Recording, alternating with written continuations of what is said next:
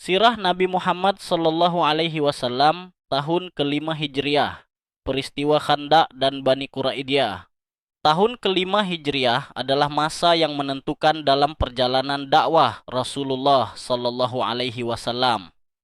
Setelah ujian besar di Uhud dan tekanan dari kaum Yahudi serta orang munafik, kini kaum musyrikin Makkah menyusun rencana terakhir untuk menghancurkan Islam secara total. Peristiwa besar ini dikenal dalam sejarah sebagai Perang Khandaq atau Perang Ahzab karena melibatkan berbagai kabilah Arab yang bersekutu melawan Rasulullah Sallallahu Alaihi Wasallam. Latar belakang dan terbentuknya pasukan sekutu. Pendorong utama terbentuknya koalisi ini adalah Huyai bin Akhtab, pemimpin Yahudi dari Bani Nadir yang telah diusir dari Madinah. Ia menyusup ke Makkah dan berhasil meyakinkan Quraisy bahwa mereka hanya bisa menang jika bersatu.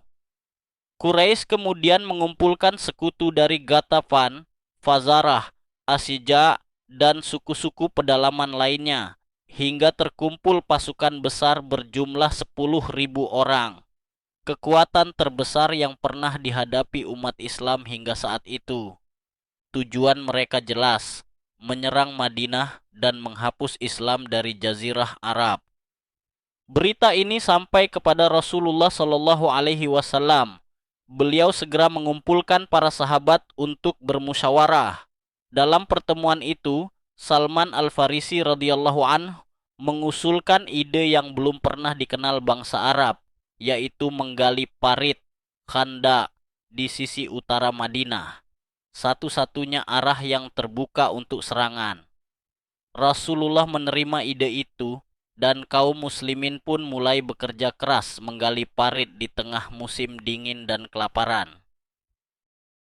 Penggalian parit dan ujian iman. Rasulullah ikut menggali bersama para sahabat, membawa tanah di pundaknya, menenangkan mereka dengan doa dan kabar gembira.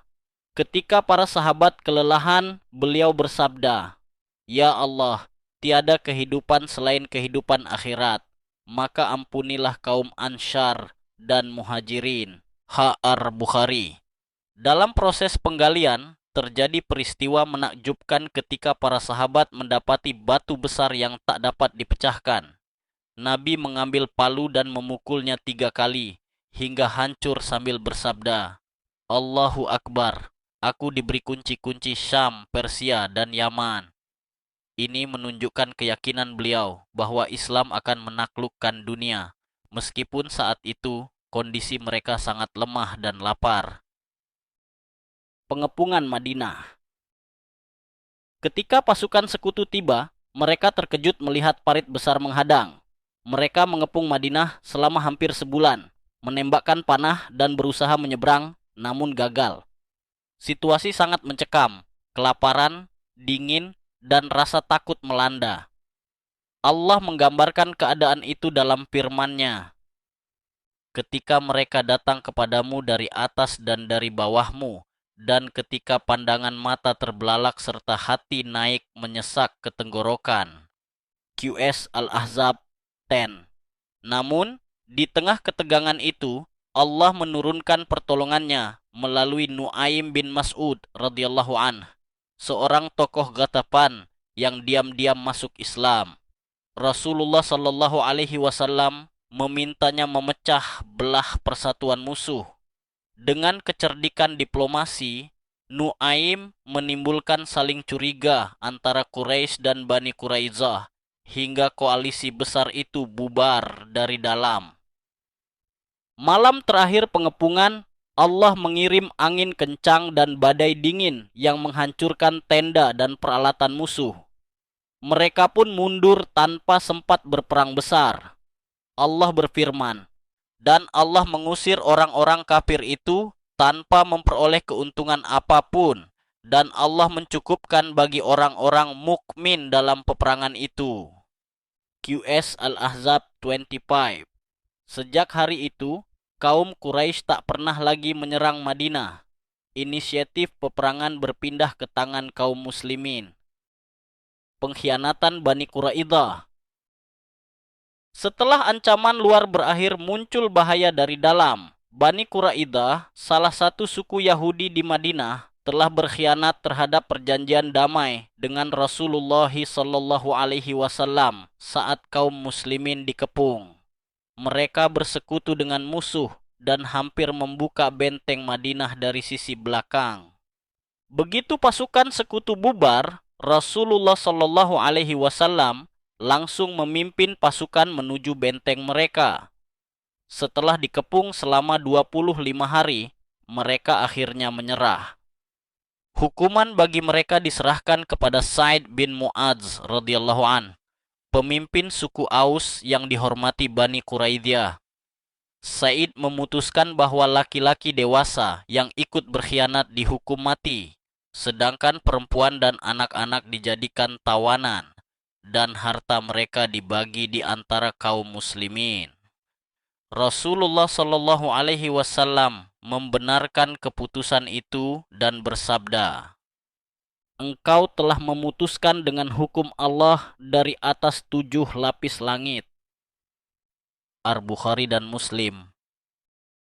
Ibrah dan hikmah dari tahun 5 Hijriah. Pertolongan Allah datang setelah ujian berat. Di tengah ketakutan dan kelaparan, Allah menurunkan kemenangan tanpa perang besar, menunjukkan bahwa kekuatan iman lebih dahsyat daripada jumlah pasukan. Musyawarah dan strategi adalah bagian dari sunnah Nabi Sallallahu Alaihi Wasallam.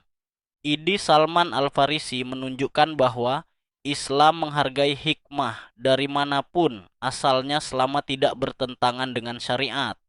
Kemenangan bukan hanya milik yang kuat, tapi yang sabar dan bertawakal. Rasulullah Shallallahu Alaihi Wasallam dan sahabat tetap teguh meski dikelilingi musuh dari segala arah.